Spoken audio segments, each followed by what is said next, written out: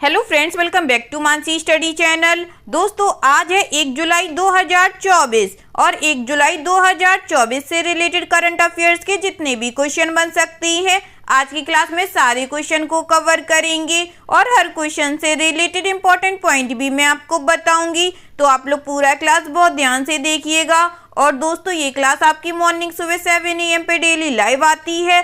आप सभी लोग सुबह 7 बजे इस क्लास के लिए तैयार रहा करिए। इससे आपकी तैयारी करंट अफेयर्स में बेहतर होने वाली है और आगे आने वाले सभी एग्जाम में आप लोग करंट अफेयर्स से रिलेटेड जितने भी टाइप के क्वेश्चन एग्जाम हॉल में पूछे जाते हैं, आप उन सभी टाइप के क्वेश्चन का आंसर बहुत इजीली दे पाएंगे। तो चलिए आगे बढ़ते हैं और आज का पहला क्वेश्चन देखते हैं। आज का पहला क्वेश्चन लिखा है, जून 2024 में मझगांव डॉक शिप बिल्डर्स को सार्वजनिक उद्यम विभाग द्वारा नवरत्न का दर्जा दिया गया है। अब यह दर्जा पाने वाला देश का PSU है। In June 2024, Majgaon Dock Shipbuilders was granted Navratna status by the Department of Public Enterprises. It is now the PSU in the country to receive this status. First option है 15th, second option है 16th, third option है 17th, fourth option है 18th।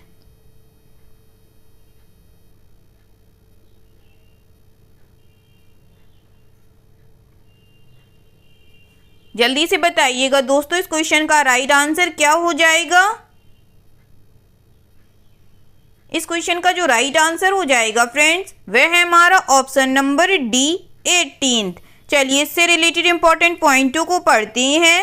Majhgaon dock ship builders को लोक उद्यम विभाग द्वारा नवरत्न का दर्जा दिया गया है। अब यह दर्जा पाने वाला देश का 18वां सार्वजनिक उपक्रम है। नवरत्न कंपनी केंद्र सरकार की मंजूरी के बिना 1000 करोड़ रुपए का निवेश कर सकती है। इसे संयुक्त उद्यम गठबंधन बनाने और विदेश में सहायक कंपनियां स्थापित करने की भी अनुमति है। कुछ उल्लेखनीय नवरत्न हैं: engineers India, Concor Bharat electronics, Hindustan aeronautics, RCF, NALCO, NMDC, RVNL, IRCON और इरेडा। ठीक है दोस्तों, चलिए आगे बढ़ते हैं और नेक्स्ट क्वेश्चन देखते हैं। नेक्स्ट क्वेश्चन लिखा है फ्रेंड्स, किस केंद्र शासित प्रदेश ने हाल ही में उल्लास नव भारत साक्षरता कार्यक्रम के तहत पूर्ण कार्यात्मक साक्षरता हासिल की है। Which union territory has recently achieved full functional literacy under the Ullas Nav Bharat साक्षरता कार्यक्रम। फर्स्ट ऑप्शन है दिल्ली, सेकेंड ऑप्शन है चंडीगढ़, थर्ड ऑप्शन है Jammu and Kashmir, fourth option है लद्दाख।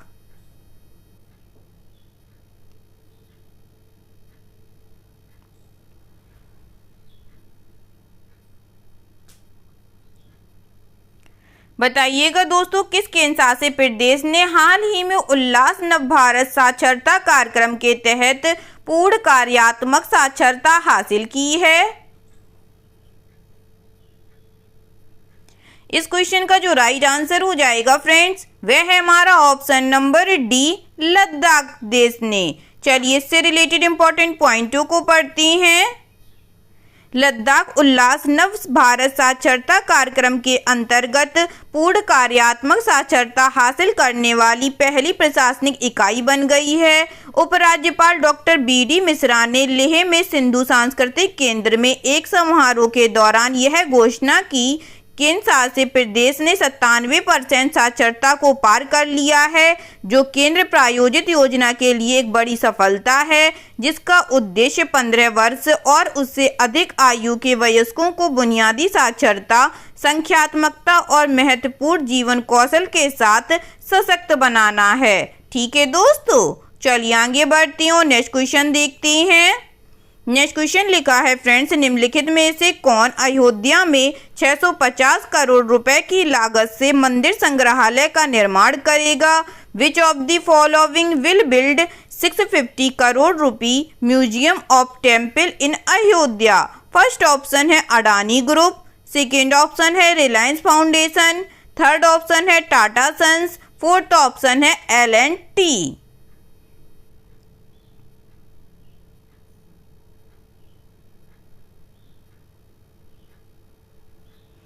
बताइएगा दोस्तों, निम्नलिखित में से कौन अयोध्या में 650 करोड़ रुपए की लागत से मंदिर संग्रहालय का निर्माण करेगा। इस क्वेश्चन का जो राइट आंसर हो जाएगा फ्रेंड्स, वह है हमारा option number C, Tata sons. चलिए इससे रिलेटेड इंपॉर्टेंट पॉइंटों को पढ़ते हैं।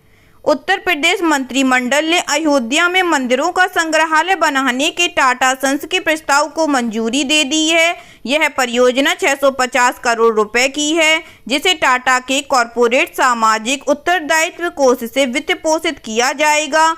उस समय योजना यह थी कि देश के प्रसिद्ध मंदिरों के इतिहास और वास्तुकला को प्रदर्शित किया जाए। प्रस्तावित संग्रहालय में प्रकाश और ध्वनि शो आयोजित करने पर भी चर्चा हुई। ठीक है दोस्तों, चलिए आगे बढ़ते हैं और नेक्स्ट क्वेश्चन देखते हैं। नेक्स्ट क्वेश्चन लिखा है फ्रेंड्स, विश्व बैंक की रिपोर्ट के अनुसार भारत को 2023 में कितना धन प्रेषण प्राप्त हुआ है। According to the World Bank report, India has received how much remittances in 2023। First option है $110 बिलियन, सेकेंड ऑप्शन है $120 बिलियन, थर्ड ऑप्शन है $130 बिलियन, फोर्थ ऑप्शन है $140 बिलियन।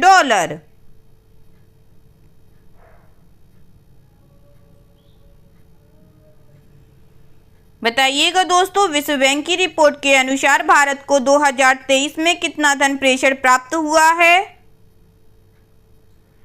इस क्वेश्चन का जो राइट आंसर हो जाएगा फ्रेंड्स, वह है हमारा ऑप्शन नंबर बी, $120 बिलियन। चलिए इससे रिलेटेड इंपॉर्टेंट पॉइंटों को पढ़ते हैं। विश्व बैंक की रिपोर्ट के अनुसार भारत को 2023 में $120 बिलियन अमेरिकी डॉलर का धन प्रेषण प्राप्त होगा। चीन $50 बिलियन अमेरिकी डॉलर, फिलीपींस $39 बिलियन अमेरिकी डॉलर और पाकिस्तान $27 बिलियन अमेरिकी डॉलर धन प्रेषण प्राप्तकर्ताओं की सूची में शीर्ष 5 देशों में शामिल है। संयुक्त अरब अमीरात से भारत में धन प्रेषण प्रवाहित होता है, जो कुल धन प्रेषण का 18% है तथा संयुक्त राज्य अमेरिका के बाद भारत के धन प्रेषण का दूसरा सबसे बड़ा स्रोत है। ठीक है दोस्तों, चलिए आगे बढ़ते हैं, नेक्स्ट क्वेश्चन देखते हैं। नेक्स्ट क्वेश्चन लिखा है फ्रेंड्स, जून 2024 में किस बैंक ने अपने 5वें इंफ्रास्ट्रक्चर बॉन्ड जारी करके 7.36% की कूपन दर पर 10,000 करोड़ रुपए जुटाए हैं। इन June 2024, which bank has raised rate 10,000 crore at a coupon rate of 7.36% through its 5th infrastructure bond issuance। First option है भारतीय स्टेट बैंक, सेकेंड ऑप्शन है एक्सिस बैंक, थर्ड ऑप्शन है यस बैंक, फोर्थ ऑप्शन है HDFC bank. जल्दी से बताइएगा दोस्तों, इस क्वेश्चन का राइट आंसर क्या हो जाएगा। इस क्वेश्चन का जो राइट आंसर हो जाएगा दोस्तों, वह है हमारा option number A, state bank of India. चलिए इससे रिलेटेड इंपॉर्टेंट पॉइंटों को पढ़ते हैं। भारतीय स्टेट बैंक ने अपने 5वें इंफ्रास्ट्रक्चर बॉन्ड जारी करके 7.36% की कूपन दर पर 10,000 करोड़ रुपए जुटाए हैं। इस निर्गम को निवेशकों से जबरदस्त प्रतिक्रिया मिली, जिसमें 19,884 करोड़ रुपए से अधिक की बोलियां प्राप्त हुई तथा यह 5,000 करोड़ रुपए के आधार निर्गम आकार के मुकाबले लगभग 4 गुना अधिक अभिदानित हुआ है। प्रतिक्रिया के आधार पर बैंक ने वार्षिक दे 7.36% की कूपन दर पर 10,000 करोड़ रुपए स्वीकार करने का निर्णय लिया है। ठीक है दोस्तों, चलिए आगे बढ़ते हैं, नेक्स्ट क्वेश्चन देखते हैं। नेक्स्ट क्वेश्चन लिखा है friends, national council of applied economic research ने अनुमान लगाया है कि वित्त वर्ष 2025 में भारत की GDP वृद्धि दर मजबूत आर्थिक गतिविधियों के कारण लगभग कितने % रहेगी। The National Council of Applied Economic Research forecast India's FY25 GDP growth at about driven by strong economic activity. First option है 7.2%, सेकेंड ऑप्शन है 7.3%, थर्ड ऑप्शन है 7.4%, फोर्थ ऑप्शन है 7.5%।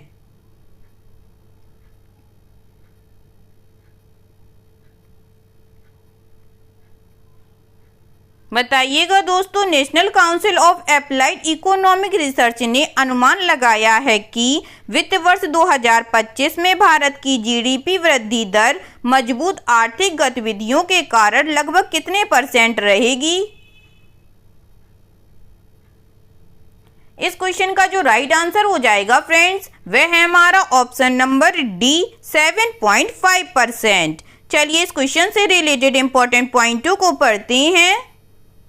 National council of applied economic research ने मजबूत आर्थिक गतिविधि के कारण वित्त वर्ष 2025 में भारत की जीडीपी वृद्धि दर लगभग 7.5% रहने का अनुमान लगाया है। हाल ही में भारतीय रिजर्व बैंक ने वित्त वर्ष 2025 में भारत के सकल घरेलू उत्पाद जीडीपी की वृद्धि दर के अनुमान को 7% से बढ़ाकर 7.2% कर दिया है। विभिन्न अन्य एजेंसियों द्वारा भी विकास अनुमानों को उन्नत किया गया है तथा औसत अनुपात 6.9% रखा गया है। ठीक है दोस्तों, चलिए आगे बढ़ते हैं और नेक्स्ट क्वेश्चन देखते हैं। नेक्स्ट क्वेश्चन लिखा है friends, India bullion jewellers association का उपाध्यक्ष किसे नियुक्त किया गया है। Who has been appointed as the vice president of India bullion jewellers association. First option है स्मिता सारंगी, सेकेंड ऑप्शन है जेठा अहीर, थर्ड ऑप्शन है अच्छमोहित कंबोज, फोर्थ ऑप्शन है तनु Singh.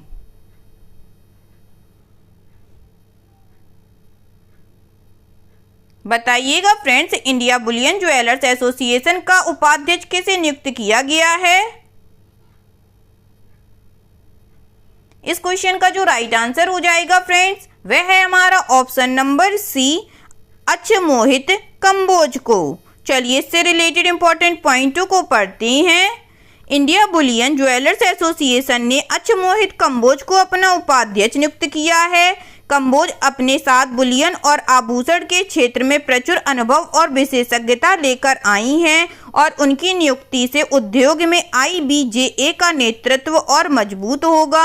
अच्छमोहित Kamboj aspect global ventures private limited की कार्यकारी अध्यक्ष हैं और कोलकाता की क्रिकेट ISPL टीम टाइगर्स की सह मालिक भी हैं। वह गोल्ड और ज्वेलरी सेक्टर में इस तरह के प्रतिष्ठित पद पर नियुक्त होने वाली पहली और एकमात्र महिला हैं। ठीक है दोस्तों, चलिए आगे बढ़ते हैं और नेक्स्ट क्वेश्चन देखते हैं।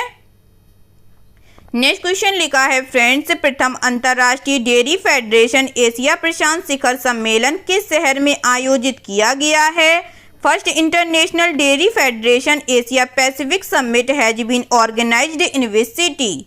फर्स्ट ऑप्शन है बेंगलुरु में, सेकेंड ऑप्शन है न्यू दिल्ली में, थर्ड ऑप्शन है चेन्नई में या फोर्थ ऑप्शन है कोच्चि में। बताइएगा दोस्तों, प्रथम अंतर्राष्ट्रीय डेयरी फेडरेशन एशिया प्रशांत शिखर सम्मेलन किस शहर में आयोजित किया गया है। इस क्वेश्चन का जो राइट आंसर हो जाएगा फ्रेंड्स, वह है हमारा ऑप्शन नंबर डी कोच्चि में। चलिए इससे रिलेटेड इंपॉर्टेंट पॉइंटों को पढ़ते हैं।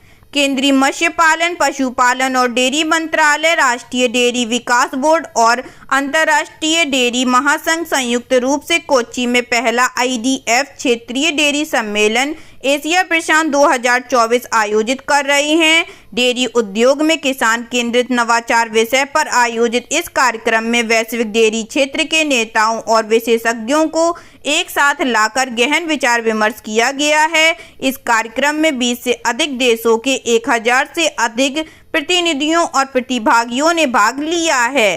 ठीक है दोस्तों, चलिए आगे बढ़ते हैं और नेक्स्ट क्वेश्चन देखते हैं। नेक्स्ट क्वेश्चन लिखा है फ्रेंड्स, अडिग और अटल लेखन के लिए प्रतिष्ठित पेन पेंटर पुरस्कार 2024 से किसे सम्मानित किया गया है? Who has been honored with the prestigious Pen Pinter Prize 2024 for her unflinching and unswerving writings?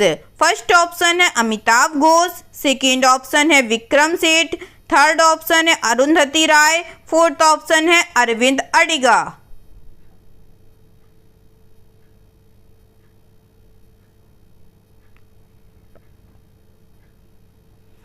बताइएगा दोस्तों, अडिग और अटल लेखन के लिए प्रतिष्ठित पेन पिंटर पुरस्कार 2024 से किसे सम्मानित किया गया है? इस क्वेश्चन का जो राइट आंसर हो जाएगा फ्रेंड्स, वह है हमारा ऑप्शन नंबर सी, अरुंधति राय को। चलिए इससे रिलेटेड इंपॉर्टेंट पॉइंटों को पढ़ते हैं। बुकर पुरस्कार विजेता लेखिका अरुंधति राय को उनके अडिग और अटल लेखन के लिए प्रतिष्ठित पेन पिंटर पुरस्कार 2024 से सम्मानित किया गया है। यह पुरस्कार 2009 में चैरिटी संस्था इंग्लिश पेन द्वारा स्थापित किया गया था, जो अभिव्यक्ति की स्वतंत्रता की रक्षा करता है तथा नोबेल पुरस्कार विजेता नाटककार हैरोल्ड पिंटर की स्मृति में साहित्य का सम्मान करता है। ठीक है दोस्तों, चलिए आगे बढ़ते हैं और आज का लास्ट क्वेश्चन देखते हैं।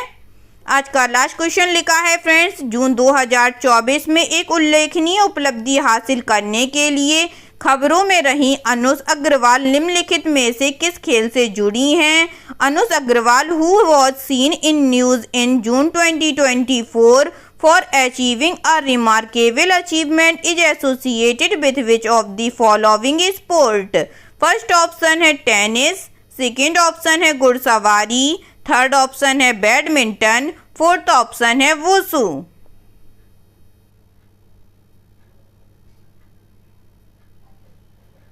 बताइएगा दोस्तों, जून 2024 में एक उल्लेखनीय उपलब्धि हासिल करने के लिए खबरों में रही अनुज अग्रवाल निम्नलिखित में से किस खेल से जुड़ी हैं? इस क्वेश्चन का जो राइट आंसर हो जाएगा फ्रेंड्स, वह है हमारा ऑप्शन नंबर बी, घुड़सवारी से। चलिए इससे रिलेटेड इंपॉर्टेंट पॉइंटों को पढ़ते हैं। भारतीय घुड़सवारी महासंघ ने आगामी पेरिस ओलंपिक में ड्रेसाज स्पर्धा में देश का प्रतिनिधित्व करने के लिए अनुज अग्रवाल का चयन किया है। भारतीय घुड़सवारी महासंघ ने आगामी पेरिस ओलंपिक में ड्रेसाज स्पर्धा में देश का प्रतिनिधित्व करने के लिए अनुज अग्रवाल का चयन किया है। EFI ने उनके हालिया प्रदर्शन के गहन मूल्यांकन के आधार पर श्रुति वोरा की जगह उनका चयन किया, जहां अनुज ने बेहतर औसत का प्रदर्शन किया है। यह ओलंपिक में ड्रेसाज स्पर्धा में भारत की पहली प्रविष्टि होगी, क्योंकि पिछले संस्करणों में ज़्यादातर राइडर्स केवल इवेंटिंग श्रेणियों में ही प्रतिस्पर्धा करते थे। ठीक है दोस्तों, आई होप आज के सभी क्वेश्चन आप लोगों को बहुत अच्छे लगे होंगे फ्रेंड्स, और सभी क्वेश्चन से रिलेटेड इंपॉर्टेंट पॉइंट के नोट्स भी आप लोगों को बहुत अच्छे से समझ में आए होंगे। अगर आप लोगों को क्लास अच्छी लगी हो दोस्तों, तो प्लीज़ इस क्लास को लाइक कीजिएगा, शेयर कीजिएगा और आपके अपने चैनल मानसी स्टडी चैनल को सब्सक्राइब कीजिएगा। थैंक यू सो मच दोस्तों।